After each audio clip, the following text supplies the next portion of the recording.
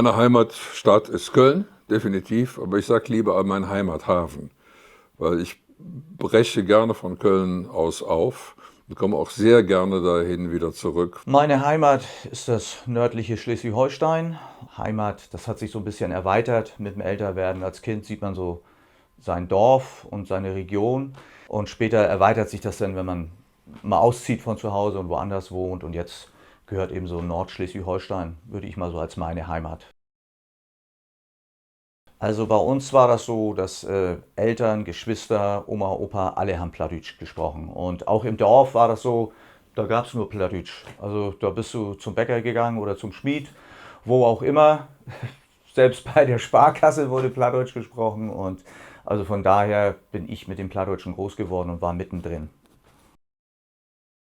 Also ich musste bei der Einschulung eigentlich meine erste Fremdsprache lernen. Das war Hochdeutsch. Nun setzt sich aber mein Kölsch auch wieder aus anderen, hat auch so einen kleinen Einfluss aus der Gegend, wo mein Vater herkommt. 50 Kilometer rein aufwärts aus Unkel. Insofern habe ich also eigentlich so zwei prägende, die ähnlich sind. Also das würde wahrscheinlich hier im Norden keiner verstehen, dass da jetzt irgendwie noch ein Unterschied ist. Aber es ist zweierlei. Also einige Sachen sind bei mir ganz tief meiner Vatersprache und andere Dinger dann hauptsächlich halt Köln-Südstadt, klar.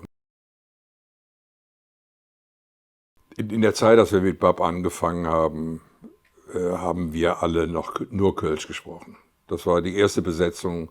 Wir haben uns nur Kölsch unterhalten. Und dann, als das dann professioneller wurden und die anderen andere auch Berufswege oder einen anderen Lebensplan hatten, wurden dann immer mehr auch überregionale Musiker da einbezogen. Aber meine Identität ist nun definitiv Kölsch. Meine Identität Plattdeutsch, klar, ich lebe immer noch im Plattdeutschen, ich denke im Plattdeutschen und nochmal das Beispiel, ich rechne auf Plattdeutsch, also wie gesagt, wenn das 2 plus 2, dann heißt das nicht 4 bei mir, sondern hätte 2 und 2 sind 4. Das gehört einfach dazu bei mir und für mich ist eben die Sprache auch die beste Art, mich auszudrücken. Also im Plattdeutschen fällt mir das am leichtesten, weil ich da einfach mich am wohlsten fühle und gerade so beim Texten für Musik, wenn es so in die Gefühlswelt geht, ja, dann hast du irgendwie so den geraderen Zugang übers Plattdeutsche und das macht mich einfach aus in den Texten.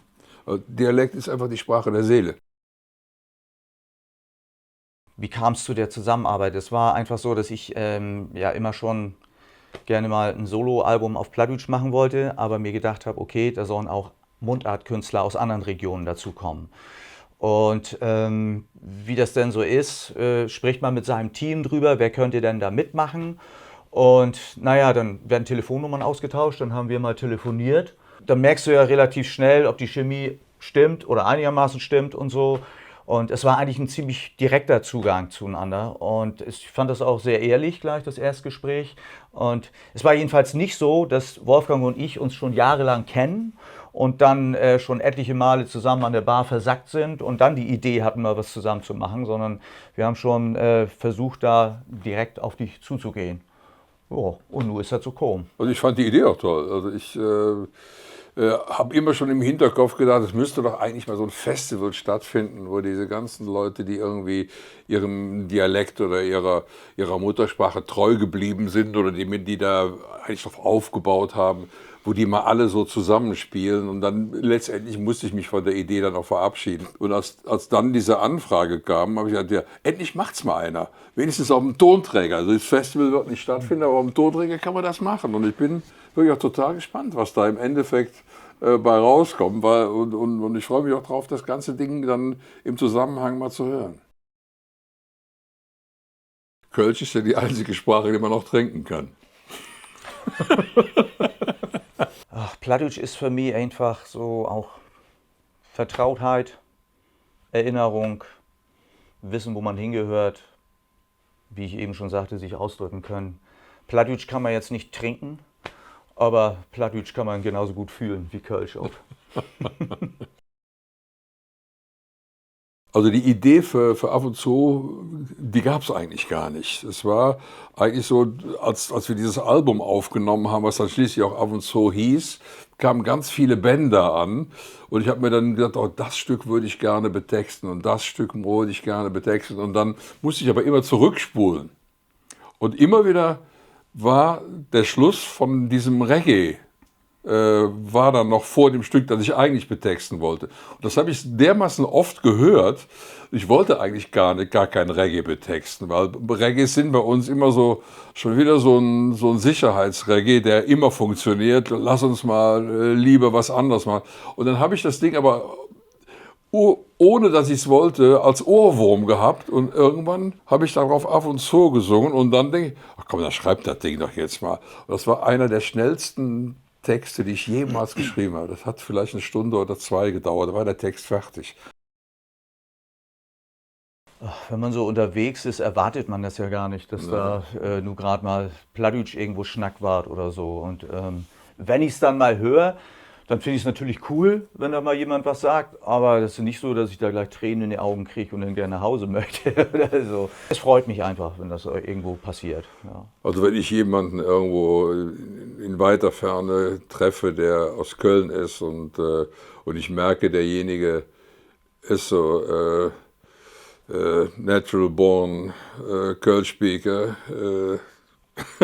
dann ist das schön, aber Heimweh überkommt mich dann nicht wirklich. Also ich finde es gut, wenn Dialekte und Mundarten weitergegeben werden, wenn man sich darum kümmert, dass junge Menschen das auch sprechen oder man versucht, das weiterzugeben, weil Mundarten, Dialekte, Plattdeutsch ist ja auch so, gehört ja zu der Regionalität irgendwo dann auch dazu und damit identifizieren sich ja auch viele Leute dann, dass sie aus dieser Gegend kommen, wo dann eben Kölsch, Plattdeutsch, Bayerisch, was weiß ich, Schnackwart oder so. Also ist ja, man redet ja eigentlich irgendwo auch instinktiv. Es gibt für mich nur noch ganz wenige Menschen, mit denen ich instinktiv Kölsch sprechen muss, wo ich überhaupt nicht schaffe, Hochdeutsch zu reden. Das sind ganz wenige, die kann ich vielleicht an zwei Händen aufzählen und die treffe ich nicht jeden Tag. Also in der Regel, auch wenn ich in Köln bin, ist es sehr, sehr selten. Und wenn mich dann jemand auf der Straße anspricht und ich merke, das ist ein Muttersprachler, dann kann ich auch mit dem mich Kölsch unterhalten. Das ist sehr schön.